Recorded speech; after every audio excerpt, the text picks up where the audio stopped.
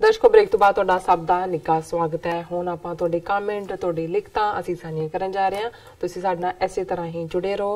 लिखण ਲਈ तुहाडा बहुत बहुत शुक्रिया और इदां ही सानू अपना मान ते प्यार भेजदे रहो जी। डॉक्टर साहब की कहना चाहोगे जो अगला इशू हैगा और बाकी साडे दर्शकां ने जो लिखता ने उस बारे आपां विचार जानना चाहांगे। देखो भैन जी, अमनजोत कौर सानू हमेशा ਜਿਹੜੀਆਂ ਉੱਥੇ लेटेस्ट डिवेलपमेंट्स ने ਉਹਨਾਂ ਬਾਰੇ पूरी जानकारी ਦਿੰਦੇ ਰਹਿੰਦੇ ਨੇ। बिल्कुल। और उन्होंने वीकेंड ते भी 2-3 लिखता ने, पर मैं ब्रीफ च ਜਿਹੜੀਆਂ 2 खबरां जिस वाल उन्होंने साडा ध्यान खिंचे। एक तो सिख फैमिली अटैक्ड इन दिल्ली ਦੇ ਵਿੱਚ ਇੱਕ ਸਿੱਖ ਪਰਿਵਾਰ ਤੇ ਹਮਲਾ ਹੋਇਆ। ਪਾਰਕਿੰਗ ਲੋਟ ਦੇ ਉੱਤੇ ਹੀ ਝਗੜਾ ਸੀ ਔਰ ਉਹ ਬੜੀ ਦਰਦਨਾਕ ਤਸਵੀਰ ਹੈ ਜਦੋਂ ਤੁਸੀਂ ਦੇਖਦੇ ਹੋ ਕਿ ਕਿਵੇਂ ਇੱਕ ਹੈਲਪਲੈਸਨੈਸ ਹੈ। पर इस तो भी बदतर इत्थे तुहानू किसी ने मारिया या की कीता वो हेट क्राइम नहीं बनता। जे मारन वाला कह रहा होए कि भी जी leave this country and go to your home, फिर वो हेट क्राइम बनता है। सो जाहिर है भी उत्थे उन्होंने जिस हद तक जाके मार कुटाई तक की नाल ही ये कहा कि क्या आपको 1984 भूल गया, आपको 84 फिर याद करवा देंगे। सो ये जड़ा है ये एक अद्धी घटना नहीं है, ये वो कलैक्टिव जहनीयत है जिस दे विच जड़ा है ये मेजोरिटी अक्सरीयत रहिंदी है। और इस चों तुसी खौफ देख सकते हो अकलीयतां दा जो मुसलमानां दा हाल कीता होया है, ईसाइयां दा कीता है। हरियाणे का असीं जिक्र किया सी कि पब्लिक सर्विस कमीशन ने ऑफिशियल नोटिस के कोई नहीं जा सकता है इम्तिहान दे विच कड़ा पा के किरपान धार्मिक चिन्हां दे नाल। और वो भी सिखां दे एक किसी ने पंजाब हरियाणा हाई कोर्ट च पटीशन की और वीकेंड ते भी उन्हें सुनी, जज ने जेडे भी सी उन्होंने कहा जी नहीं कॉन्स्टिट्यूशन दा आर्टिकल 25 हक दिंदा है, पर नाल शर्त लाती कि 1 घंटा पहला जिन्होंने किरपान या कड़ा पा 1 घंटा पहला पहुंचन एग्जामिनेशन सेंटर, अदरवाइज उन्होंने अलाउ नहीं होएगा। सो मतलब ये हरियाणा जिथे 1.5-2 मिलियन सिख रहिंदे ने और इस सारे च हाल है। दिल्ली च असीं ये हाल देख रहे हैं, उस तो पहला असीं मध्य प्रदेश च देखिया है कि किवें उन्होंने जिहड़ा सिखां दा जीना हराम कीता होया है। और इन्हां सारियां थावां ते उन्होंने भैन जी ने लिखिया media not reporting it except Sikh media and police took no action. Police has not taken note of communal slogans like 1984 याद दिला देंगे सरदारों को, no charge of 295A और disturbing communal harmony। बिल्कुल के जी ये तो हमें झगड़ा ही होया पार्किंग दा। Kejriwal who posed as champion of Sikhs is silent now. Delhi police is under BJP and it is silent. MS Sirsa posted mere appeal to take action after incident went viral and he was questioned for his hire। वो भी वो तो MLA है BJP का बैठा है, उन्होंने New Zealand याद आ जाता है कि जी ये MP ਨੂੰ सपोर्ट कर रहा है जिन्हें रेसिज्म ਨੂੰ ਜਾਂ एंटी इमिग्रेशन ਨੂੰ सपोर्ट किया। फिर उन्होंने कहा जी हरिंदर खालसा वो बीजेपी चला गया और उन्होंने बहुत सारा मीडिया खालिस्तानी कह रहे for using this is dire state of Sikhs in India, forget standing for Khalistan, they cannot even stand against hate crimes against Sikhs। उन्होंने कहा जी इत्थों दे बहुतियां दा हाल है भी खालिस्तान ਲਈ ਕੀ ਖਲੋਣਾ, ਇਹ ਤਾਂ hate crimes ਜਿਹੜੇ ਇਹਨਾਂ ਦੇ ਖਿਲਾਫ ਹੀ ਹੋ ਰਹੇ ਨੇ ਉਹਦੇ ਲਈ ਵੀ ਖਲੋਣ ਲਈ ਤਿਆਰ ਨਹੀਂ ਨੇ। ਔਰ ਦੂਸਰਾ ਜਿਹੜੀ ਉਹਨਾਂ ਨੇ ਕਾਫੀ ਫਿਕਰ ਦੇ ਨਾਲ ਹੀ ਉਹ ਹਮੇਸ਼ਾ ਸਾਨੂੰ ਦਿੰਦੇ ਨੇ ਜਾਣਕਾਰੀ ਕਿ ਉੱਥੇ ਹਾਲ ਕੀ ਹੈ। ਜਦੋਂ ਅਸੀਂ ਕਹਿੰਦੇ ਹਾਂ ਵੀ ਪੰਜਾਬ 'ਚ किमें डेमोग्राफिक्स बदलियां जा रही हैं तो उन्होंने कहा कि भैयाज मेड वोटर्स इन पंजाब। असीं ये भी दस दईए कि असीं किसी नूं नफरत नहीं करते। जो भैया शब्द हुंदा है ये कोई डेरोगेटरी वर्ड नहीं है, ये यूपी और बिहार भरा तो बनया उन्हां दे लई पंजाब च इस्तेमाल हुंदा है, कदे पूर्वीए इस्तेमाल हुंदा सी नहीं। लेकिन जिहड़ा ये सारी लिखत दा भी और अदरवाइज मकसद है जे उन्हां दा दी मदरलैंड जां उन्हां दा जिहड़ी धरती है वो यूपी बिहार है, उत्थे वो वोटर भी ने, उन्होंने राशन कार्ड भी ने। हुण हो की रहा है कि जिहड़ियां एजेंसियां ने वो एनकरेज कर रही हैं उन्होंने, एक तो इत्थे उन्होंने रेजिडेंट राइट कॉलोनीज भावें स्लम च हुंदे ने बिजली और दूसरी तीसरी दे नाल कार्ड बन जांदे ने, राशन कार्ड ने, वो उत्थे भी वोट करते हैं इत्थे भी वोट करते हैं। जे एक पासे साडा हैरीटेज डिस्ट्रॉय कर रहे हैं, दूसरे पासे उन्हों का है जे कदे फ्यूचर च ऐसा मौका बन गया इंटरनेशनल प्रैशर बिल्ट हो गया जी पंजाब च करवा लो रेफरेंडम कि भी की चाहते हैं, सो तुहाडी उत्थे जिहड़ी है वो मेजोरिटी नहीं होएगी और वो लिया के दूजियां नूं वसा रहे हैं। और ये बहुत सारे जिहड़े बाहरों जांदे ने कहंदे तुसीं शहरां च लुधियाना जलंधर दूजे तीजे तो अगे देखदे ही सी कि भी 4 चफेरे यूपी बिहार दी जिहड़े ने लोग नज़र आंदे ने भैया जिन्हां नूं कहंदे ने। लेकिन हुण पिंडां दे विच भी कुछ पिंडां जो सरपंच बनन लग गए, जमीनां भी उन्होंने खरीद ली हैं नहीं, पर इस सारे चो उन्होंने कहा why are Sikhs not protesting against outsiders non natives made to register as voters in Punjab, कि क्यों नहीं सिख प्रोटेस्ट कर रहे कि वो वोटर बन they are changing demography and influencing votes, equally foolish of Sikhs to themselves leave Punjab in hordes and foolishly employ bhaiyas of UP, Bihar at homes, shops, farms, factories. Ludhiana has huge bhaiya population and has become crime capital of Punjab with new rape cases daily. Chandigarh gang rape culprits for all migrants from UP and Bihar. So ਜ਼ਾਹਰ है कि भी एक part और यही नहीं है पंजाब दे विच एक तो डेमोग्राफिक्स बदल रहे हैं, दूसरे पासे क्योंकि यूपी बिहार च कदे भी लॉफुल सोसाइटी वाला माहौल नहीं रहा, लॉलेसनेस है, उन्हां दियां जिहड़ियां क्राइम गैंग्स ने वो पंजाब दियां गैंग्स दे नाल, जिथे हुण पंजाब जिहड़े डरगी मुंडे साडे ने वो भी गैंग्स बना रहे हैं, वो कई बार वो उन्हां दियां गैंग्स इत्थे ऑपरेट करदियां ने, इन्हां दियां उत्थे। सो पंजाब कल्ला ही नहीं डेमोग्राफिक्स बदल रही हैं जिहड़ियां क्राइम है, क्योंकि यूपी बिहार पहला भी जाने जाता, चाहे मध्य प्रदेश चंबल घाटी ये सारे लिए जाने जाते सी, क्योंकि उत्थे कदे भी लॉफुल सोसाइटी नहीं रही है और लॉलेसनेस रही है, पर उसका दायराकार पंजाब च भी ले आंदा, क्राइम भी आ गया ते डेमोग्राफिक्स भी बदल रही हैं और लोग भी जड़े ने लुटे जा रहे हैं, अनसेफ ने, रेप हो रहे हैं, मर्डर हो रहे हैं। फिर उन्होंने कहा कि जी भी why are native Punjab is not strict about demography balance and restricting outsiders. Even Gujarat, Maharashtra, North East and South have kicked outsiders. वो कुछ हालां इस अप्रोच बारे मैं थोड़ा जिहा कदे एलैबोरेट करांगा कि भी असी कोई ये नहीं है कि कानून बहुते कहते तुसी बाहर जाके काम कर सकते हो, तुहाडे क्यों नहीं आके कोई कर सकदा, लेकिन असी देखते हैं कि किवें एक इत्थे भी सिटीजन तक पहुंचण लई तुहानूं किवें सूई दे नक्के तो लंघाया जांदा। फिर इक्को वेले ये नहीं हुंदा भी तुसीं अमरीका 'च भी वोट पा रहे हो ते जलंधर 'च भी पा रहे हो, पर इत्थे जिहड़ी कहानी है वो डिफरेंट है।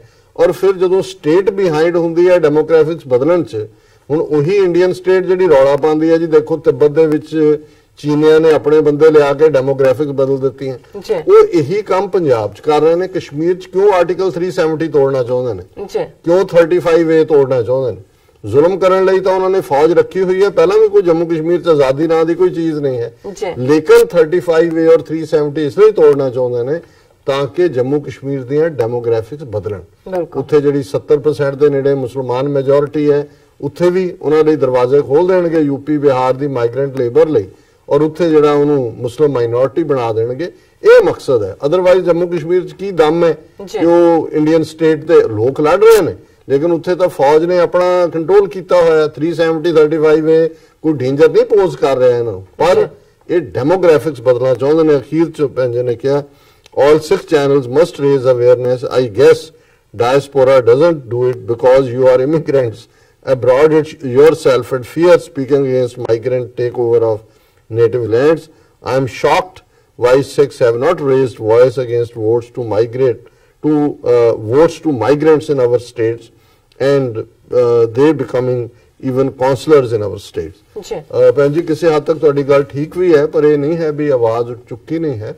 दल खालसा ने एक स्टेज ते उत्ते पूरी एक मूवमेंट बिल्ड करने की कोशिश की, पर लोकल भी उन्होंने सपोर्ट नहीं मिली, क्योंकि साडे भी लोग उत्थे घरां च चीप लेबर रखण दे भी आदी ने, खेतां च, क्योंकि ज़ाहिर है एक वखरा विषय है कि भी उत्थों क्यों लखां नौजवान जिन्हां दे कोल कोई अपॉर्चुनिटीज नहीं ने जॉब दियां, दूजियां कनेडा आस्ट्रेलिया दूजे निकल रहे हैं। हालांकि ये सारा ही विषय काफी डिटेल डिस्कशन की मांग करते हैं, किसी वेले असीं इस ते जरूर विचार करांगे। जी डॉक्टर साहब, हुण असीं अपने दर्शकां दे फेसबुक मैसेज लैंदे हां। असीं सब नूं पहलां सांझी फतेह बुलांदे हां। वाहिगुरू जी का खालसा वाहिगुरू जी की फतेह एंड अस्सलाम वालेकुम।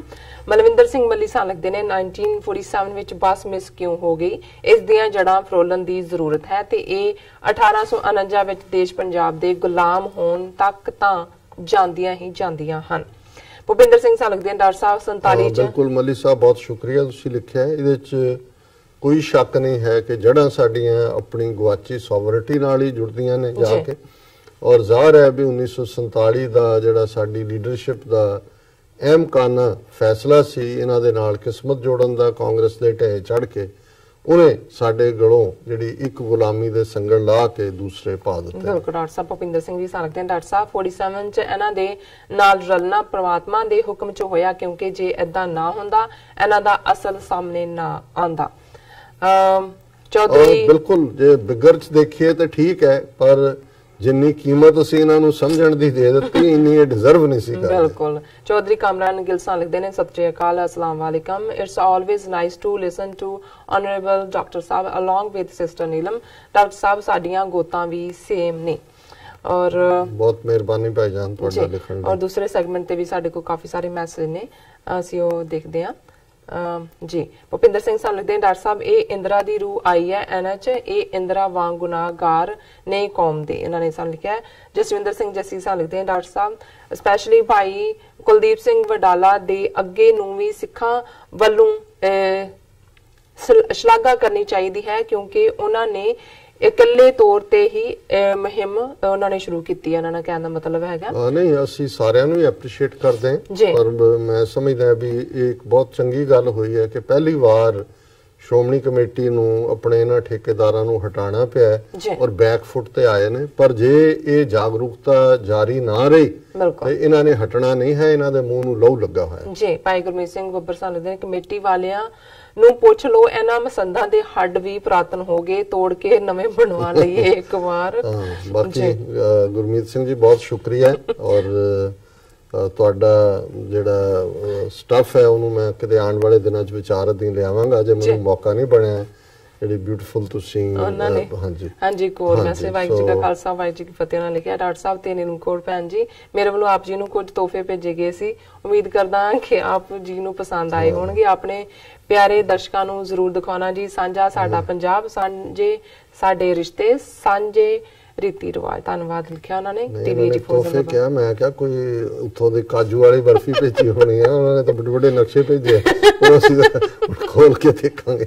ਹਰਪ੍ਰੀਤ ਸਿੰਘ ਸਾਲੇ ਦੇ ਜਿਵੇਂ 84 ਚ ਸਰਕਾਰੀ ਨਿਹੰਗ ਸੰਤੇ ਦੁਆਰਾ ਸ਼੍ਰੀ ਅਕਾਲ ਤਖਤ ਸਾਹਿਬ ਦੀ ਉਸਾਰੀ ਨੂੰ ਸੰਗਤ ਨੇ ਪ੍ਰਵਾਨ ਕਰਕੇ ਉਸ ਦੀ ਕਾਰ ਸੇਵਾ ਆਪਣੇ ਹੱਥੀ ਲਈ ਸੀ, ਉਸੇ ਤਰ੍ਹਾਂ ਸਿੱਖ ਪੰਥ ਨੂੰ ਸ਼੍ਰੀ ਦਰਬਾਰ ਸਾਹਿਬ ਤਰਨਤਾਰਨ ਸਾਹਿਬ ਦੀ ਡਿਊਟੀ ਜੋ ਕਿ ਸਰਕਾਰੀ ਸ਼੍ਰੋਮਣੀ ਕਮੇਟੀ ਦੇ ਦਲਿਆਂ ਦੀ ਮਾਰਫਤ ਚਿੱਟੀ ਸਿਉਂਕ ਦੁਆਰਾ ਨੁਕਸਾਨੀ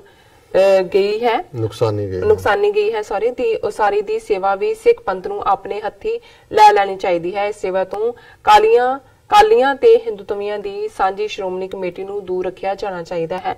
ਮੈਂ ਇਹ ਵੀ ਮੰਨਦਾ ਹਾਂ ਕਿ ਇਸ ਨੁਕਸਾਨੇ ਨੇ ਹੋਏ ਹਿੱਸੇ ਦਾ ਮਲਬਾ ਵੀ ਸੁਰੱਖਿਅਤ ਰੱਖ ਲਿਆ ਜਾਵੇ, ਤਾਂ ਕਿ ਆਉਂਦੀ ਜਾਂਦੀ ਸੰਗਤ ਇਹ ਮਲਬਾ ਦੇਖ ਕੇ ਕਾਲੀਆਂ ਅਤੇ ਇਸ ਚਿੱਟੀ ਸਿਉਂਕ ਦੇ ਮੂੰਹ ਤੇ ਥੁੱਕੇ। ਸੰਗਤ ਜੀ, ਕਾਲੀਆਂ ਦਾ ਜਮੂਰਾ ਲੌਂਗੋਵਾਲ ਵੀ ਸਿਰਫ ਤੇ ਸਿਰਫ ਮਗਰਮੱਛੀ ਹੰਝੂ ਕਿਰਨ ਬਾਬਤ ਹੀ ਇਹ ਕਹਿ ਰਿਹਾ ਹੈ ਕਿ ਬਾਦਲਾਂ ਦੀ ਕਮੇਟੀ ਨੂੰ ਇਸ ਕਾਰਵਾਈ ਦਾ ਕੋਈ ਇਲਹਾਮ ਹੀ ਨਹੀਂ ਹੈ ਅਤੇ ਇਸ ਸਾਰੀ ਘਟਨਾ ਦੀ ਛਾਣਬੀਨ ਲਈ ਇੱਕ ਤਿੰਨ ਮੈਂਬਰੀ ਕਮੇਟੀ ਬਣਾ ਦਿੱਤੀ ਗਈ ਹੈ, ਤਾਂ ਜੋ ਕਮੇਟੀ ਦੀ ਛਾਣਬੀਨ ਦੀ ਖੋਜ ਦੀ ਰਿਪੋਰਟ ਆਉਣ ਤੇ ਦੋਸ਼ੀਆਂ ਨੂੰ ਸਜ਼ਾ ਦਿੱਤੀ ਜਾ ਸਕੇ। ਮੈਂ ਪਹਿਲਾਂ ਵੀ ਇਹਨਾਂ ਦਾ ਮੈਸੇਜ ਕਾਫੀ ਵੱਡਾ ਟਾਈਮ ਮਿਲ ਜੀ। ਚਲੋ ਵੀਰ ਹਰਪ੍ਰੀਤ ਸਿੰਘ ਜੀ ਬਹੁਤ-ਬਹੁਤ ਸ਼ੁਕਰੀਆ। ਹਾਂ ਬਹੁਤ-ਬਹੁਤ ਸ਼ੁਕਰੀਆ, ਤੁਸੀਂ ਬਿਲਕੁਲ ਠੀਕ ਫਰਮਾਇਆ। ਮੈਂ ਸਮਝਦਾ ਵੀ ਹੁਣ ਵਕਤ ਆ ਗਿਆ ਵੀ ਇਹਨਾਂ ਤੋਂ ਗੁਰਦੁਆਰੇ ਛਡਾ ਲੈਣੇ ਚਾਹੀਦੇ ਨੇ, ਜਿਵੇਂ ਮਹੰਤਾਂ ਤੋਂ ਨਰੈਣੂ ਔਰ ਉਹਦੀ ਨਸਲ ਤੋਂ ਛੁਡਾਏ ਸੀ।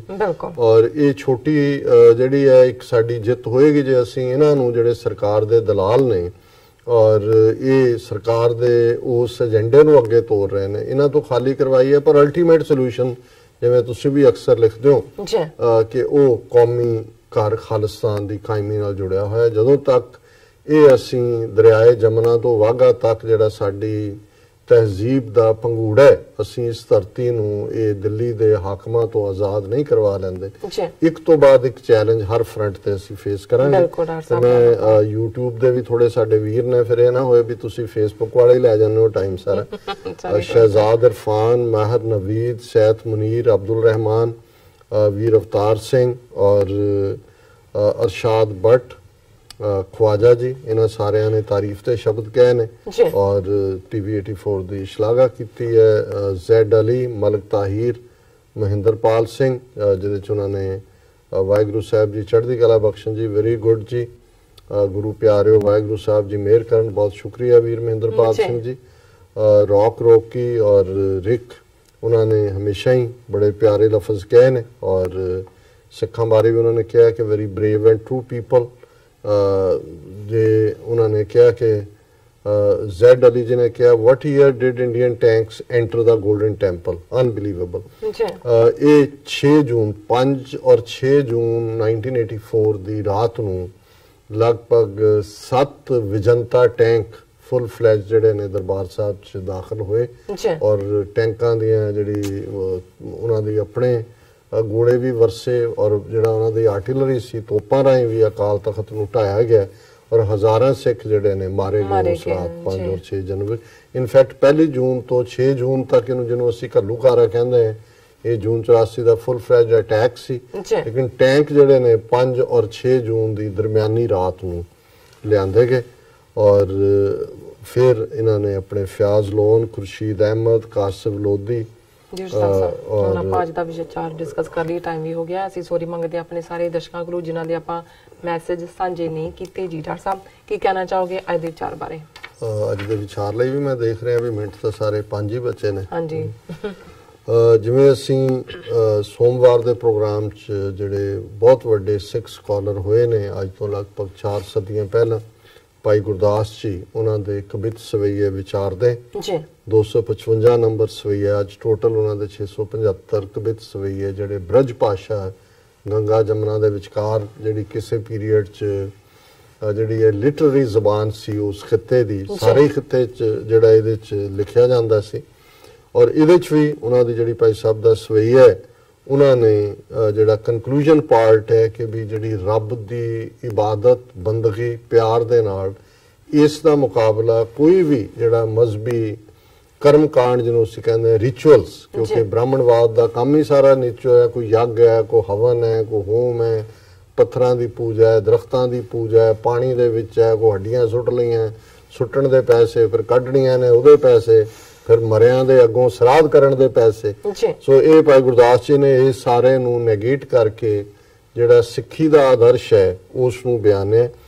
ਹੋਮ ਜਗ ਨਈ ਬੇਦ ਕੈ ਪੂਜਾ ਅਨੇਕ ਜਪ ਤਪ ਸੰਜਮ ਅਨੇਕ ਪੁੰਨ ਦਾਨ ਕੈ ਜਲ ਥਲ ਗਿਰ ਤਰ ਤੀਰਥ ਭਵਨ ਭੂ ਹਿਮਾਚਲ ਧਾਰਾ ਅਗਰ ਅਰਪਨ ਪ੍ਰਾਨ ਕੈ ਰਾਗ ਨਾਦ ਬਾਦ ਸੰਗੀਤ वेद पाठ बहु सहज समाध साध कोट योग ध्यान के चरण शरण गुर सिख साध संग पर वार डारो निग्रह हठ जतन कोटान के। और जिवें मैं कहा उन्होंने कहा ये जग करने होम करना नारियल लैके पूजा करनी पुठे रटके तप करना होर बड़े ब्रह्मचार्य और बड़े संयम और फिर पुण्य दान दा फलसफा कि ब्राह्मण नूं सब कुछ दान दे दिओ अपनी औरत भी दे दिओ। ਇਹ ਉਹਨਾਂ ਦੇ ਅੱਜ ਵੀ ਬਨਾਰਸ ਔਰ ਦੂਸਰੇ 'ਚ ਤੁਸੀਂ ਜਾਓਗੇ ਤੁਹਾਨੂੰ ਇਹ ਹਿਸਟਰੀ ਮਿਲ ਜਾਏਗੀ। ਉਸ ਨੂੰ ਬੜਾ ਕਾਮਨੀ ਦਾਨ ਨੂੰ ਬੜਾ ਪਵਿੱਤਰ ਕਹਿੰਦੇ ਸੀ ਕਿ ਸਭ ਤੋਂ ਵੱਡਾ ਦਾਨ ਸੋਨਾ ਵੀ ਦੇ ਦਿਓ ਘਰ ਵੀ ਦੇ ਦਿਓ ਆਪਣੀ ਘਰ ਵਾਲੀ ਵੀ ਬਾਹਮਣ ਦੇ ਹਵਾਲੇ ਕਰ ਦਿਓ ਪੁੰਨ ਦਾਨ ਕੇ। ਇਹ ਜਿਹੜੇ ਨੇ ਇਹ ਅਨਐਕਸੈਪਟੇਬਲ ਹੈ ਭਾਈ ਸਾਹਿਬ ਕਹਿੰਦੇ ਜਲ ਥਲ ਗਿਰ ਤਰ ਤੀਰਥ ਭਵਨ ਭੂ ਕਿ ਭਾਈ ਉਹ ਜਿਹੜੇ ਕੋਈ ਸੰਨਿਆਸੀ ਬਣ ਕੇ ਜੋਗੀ ਬਣ ਕੇ ਕੋਈ ਥਲਾਂ ਦੇ ਵਿੱਚ ਡੈਜ਼ਰਟ 'ਚ ਘੁੰਮ ਰਿਹਾ ਹੈ, ਕੋਈ ਪਹਾੜਾਂ ਤੇ ਚੜਿਆ ਹੋਇਆ, ਕੋਈ ਤੀਰਥਾਂ ਤੇ ਗੰਗਾ ਜਮਨਾ 'ਚ ਨਹਾ ਰਿਹਾ।